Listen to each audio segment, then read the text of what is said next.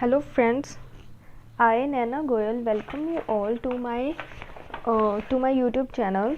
This channel is created for the students of class 11th and 12th commerce students, and for now I will start with accountancy of class 12th with all the revised syllabus including theory and practical.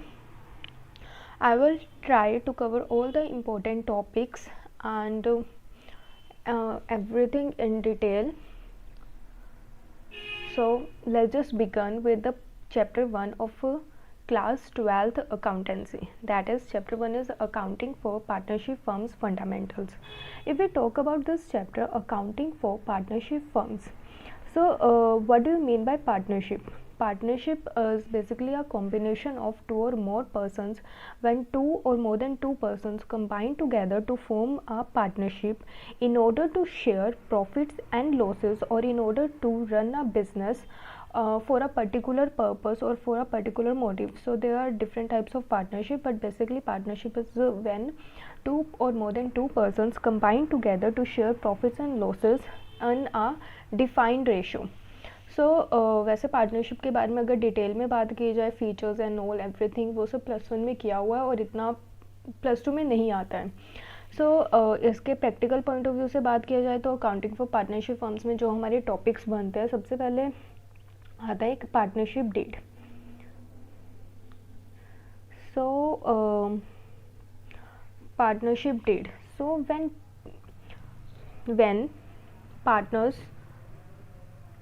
when partners come into a partnership, they form an agreement. That agreement is known as partnership deed.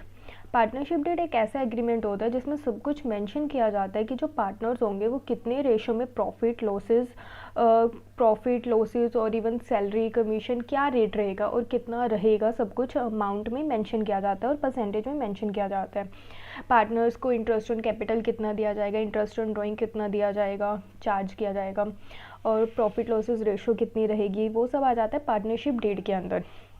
अब अगर हम इसकी बात करें, अगर हमारे पास partnership deed क्या हो, एब्सेंट हो, that is in the absence of partnership deed, जो कि बहुत इंपॉर्टेंट टॉपिक बनता है हमारा इस चैप्टर में. In the absence of partnership deed, in the absence of partnership deed का मतलब क्या हुआ कि अगर हम पार्टनर्स ने पार्टनरशिप डीड हमेशा पार्टनर्स के कंसेंट से बनाई जाती है. अगर दो पार्टनर्स काम कर रहे हैं तो दोनों पार्टनर्स के कंसेंट से पार्टनरशिप डीड बनाई जाती है. लेकिन इन केस अगर पार्टनरशिप डीड नहीं है तो क्या होगा, तो कुछ ना कुछ रूल्स हमें फॉलो करने पड़ते हैं कि अगर हमने एग्रीमेंट ही नहीं बनाया तो हम किस रेशो में प्रॉफिट शेयर करेंगे, कितना इंटरेस्ट वगैरह चार्ज किया जाएगा. तो ये सब आ जाते हैं कि कुछ रूल्स हमें जो फॉलो करने पड़ते हैं in the absence of partnership deed. Rules to be followed. So जो रूल्स रहते हैं वो क्या कहते हैं कि अगर पार्टनरशिप डीड नहीं है तो हम पार्टनर्स को कुछ भी नहीं देते हैं. No salary, no commission, no bonus and no interest on capital, no interest on drawing to be charged. सिर्फ यहाँ पे क्या होता है कि इंटरेस्ट ऑन लोन दिया जाता है, that remains at the rate of 6% per annum only. कि अगर जो पार्टनरशिप डीड अगर नहीं है तो इंटरेस्ट ऑन लोन सिर्फ 6% ही दिया जाएगा, इससे ज़्यादा या इससे कम नहीं दिया जाता. और इंटरेस्ट ऑन लोन देना बहुत ज़रूरी होता है अगर किसी भी पार्टनर ने फर्म को कोई भी अमाउंट लेंट की है, कोई भी अमाउंट लोन के तौर पे दी है. So next point comes with कि जो प्रॉफिट लॉस की रेशो हो जाती है वो turns out to be equal, मतलब वो इक्वल हो जाएगी. वैसे तो अगर पार्टनरशिप डीड है तो उस हिसाब से रेशोज़ में प्रॉफिट डिवाइड किए जाते हैं, लेकिन अगर पार्टनरशिप डीड नहीं है तो जो प्रॉफिट लॉस की रेशो रहती है वो इक्वल हो जाती है. So I guess this is clear. बस मतलब इसमें यही ध्यान रखना है आप लोगों को कि पार्टनरशिप डीड अगर है तो पार्टनरशिप डीड के मुताबिक दिया जाता है, और अगर पार्टनरशिप डीड नहीं है तो हमें कुछ भी नहीं देना है, सिर्फ इंटरेस्ट ऑन लोन देना है, वो भी 6% के हिसाब से. और इंटरेस्ट ऑन लोन क्या होता है कि अगर फर्म को लॉस हो रहा है तब भी इंटरेस्ट ऑन लोन देना ही पड़ता है. अगर फर्म को लॉस में भी जाना पड़े तब भी इंटरेस्ट ऑन लोन उसके अगेंस्ट जाके हमें देना ही पड़ता है. और प्रॉफिट लॉस की जो रेशो होती है वो इक्वल हो जाती है. So I hope this topic is clear to you. Then next one which comes up is profit and loss appropriation account, जो हमें प्रैक्टिकल के पॉइंट ऑफ व्यू से इसके अंदर अभी हमने अकाउंट्स बनाने हैं, profit and loss appropriation account. अब यहाँ पे एप्रोप्रिएशन का मतलब क्या होता है? जो एप्रोप्रिएशन का मतलब होता है that is to divide, to distribute. किस चीज़ को हम यहाँ पे डिस्ट्रीब्यूट करना चाहते हैं? हम क्या डिस्ट्रीब्यूट करना चाहते हैं? प्रॉफिट्स को डिस्ट्रीब्यूट करना चाहते हैं। कौन से प्रॉफिट्स को? वो प्रॉफिट्स जो हमारे पास प्रॉफिट एंड लॉस अकाउंट से आए हैं। प्रॉफिट एंड लॉस अकाउंट हम कैसे बनाते हैं? जैसे +1 में बनाते थे trading and profit loss account, उसकी मदद से अब उस प्रॉफिट एंड लॉस अकाउंट में क्या करते हैं कि हमारा प्रॉफिट भी आ सकता है और लॉस भी आ सकता है। अब उसमें क्या होता है कि हम ओनर्स के खर्चे नहीं लिखते हैं, ओनर्स को जो भी हमने देना है वो सब कुछ हम नहीं लिखते हैं। लेकिन profit and loss appropriation account में हम ओनर्स के एक्सपेंसेस लिखते हैं, मतलब कि जो पार्टनर्स के एक्सपेंसेस होते हैं वो लिखते हैं। अब प्रॉफिट एंड लॉस अकाउंट में हमारा प्रॉफिट भी आ सकता है और लॉस भी आ सकता है।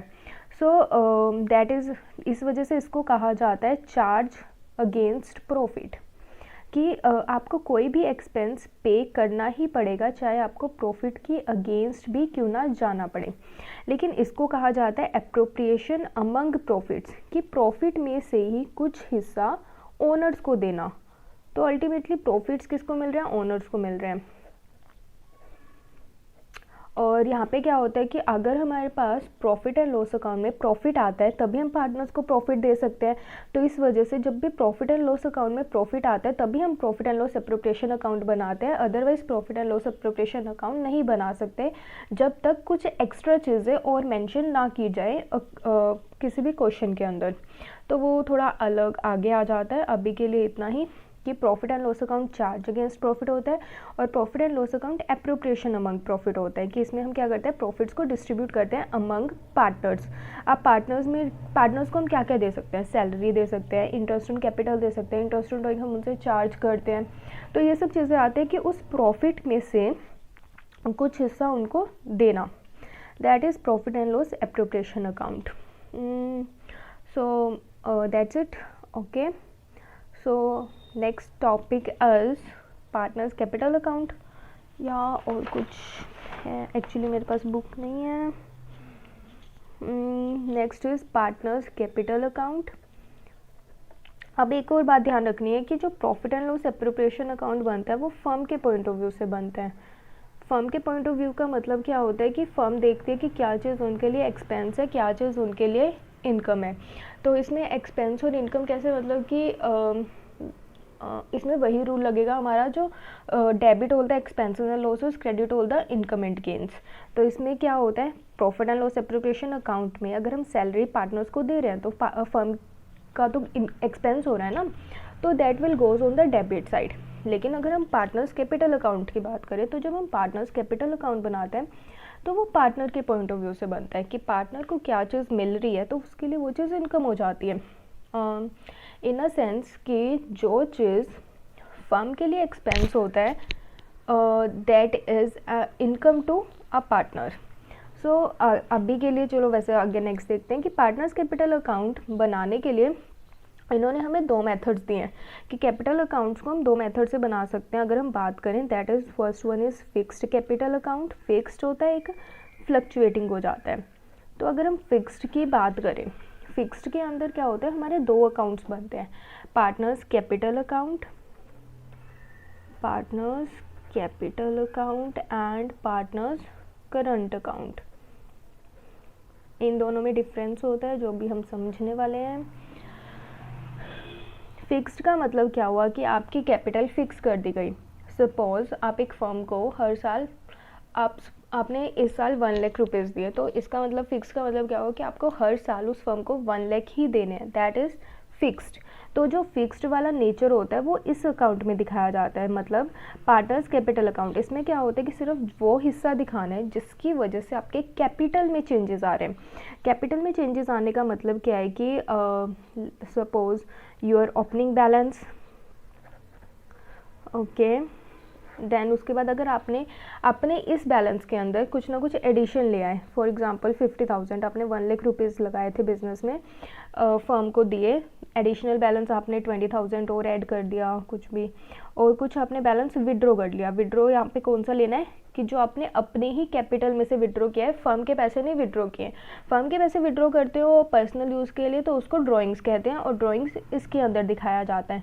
ये हमने सिर्फ वो चीज़ें दिखानी है कि जिससे हमारे कैपिटल अकाउंट में, मतलब सिर्फ कैपिटल में जो चेंजेस आ रहे हैं। अगर हम करंट अकाउंट की बात करें, करंट का मतलब होता है कि सिर्फ इस साल का बैलेंस। इस साल का बैलेंस मतलब क्या हुआ कि इस साल जो जो चीज़ें आपको मिल रही हैं, जैसे सैलरी हो गया, interest on capital, interest on drawing का ट्रीटमेंट, इंटरेस्ट ड्राइंग्स का ट्रीटमेंट, ये सब जाते हैं इसके अंदर पार्टनर्स करंट अकाउंट में। तो दोनों का बैलेंस अलग अलग आता है और बैलेंस शीट में हम अलग अलग ही दिखाते हैं। अगर कोई भी firm fixed capital account method को फॉलो कर रही है, तो अगर fixed capital account method follow किया जाता है तो हमें 2 अकाउंट्स बनाने पड़ते हैं, that is partners capital account and partners current account. Okay, so next comes up with fluctuating capital account. Fluctuating का मतलब क्या होता है? फ्लक्चुएशन करना। फ्लक्चुएशन मतलब अप डाउन, फ्लक्चुएट करता रहता है, ऊपर नीचे जा रहा है, ठीक है। सो इसके अंदर हम एक ही अकाउंट बनाते हैं, that is partners capital account. Partners capital account, अब इसी अकाउंट के अंदर हम इन दोनों अकाउंट्स का ट्रीटमेंट करते हैं, मतलब एक ही अकाउंट के अंदर हम इसका भी ट्रीटमेंट करेंगे, इसका भी ट्रीटमेंट करेंगे। सो इसमें हम एक ही अकाउंट बनाते हैं पार्टनर्स कैपिटल अकाउंट में। अगर क्वेश्चन में हमें कभी भी कुछ भी मेंशन नहीं किया हुआ तो हम हमेशा फ्लक्चुएटिंग फॉलो करते हैं और हम एक ही अकाउंट बनाते हैं। लेकिन अगर क्वेश्चन में स्पेशली फिक्स्ड वर्ड यूज़ किया गया है तो वहाँ पे हम 2 अकाउंट्स बनाते हैं। I just hope this is clear to you. और ये हमेशा पार्टनर्स वर्ड लिखा हुआ है ना, तो इसका मतलब क्या होता है कि हम पार्टनर के पॉइंट ऑफ व्यू से बना रहे हैं। तो पार्टनर के लिए जो चीज़ इनकम होगी वो क्रेडिट हो जाएगी, और पार्टनर के लिए जो चीज़ एक्सपेंस होगा वो डेबिट हो जाएगा। So that is fluctuating method से बनाया जाता है। अभी इस वीडियो के लिए इतना ही। I hope you like this video.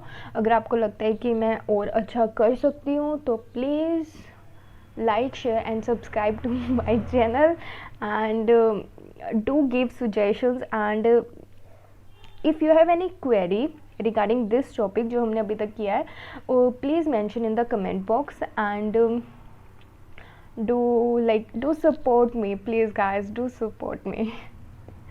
Thank you.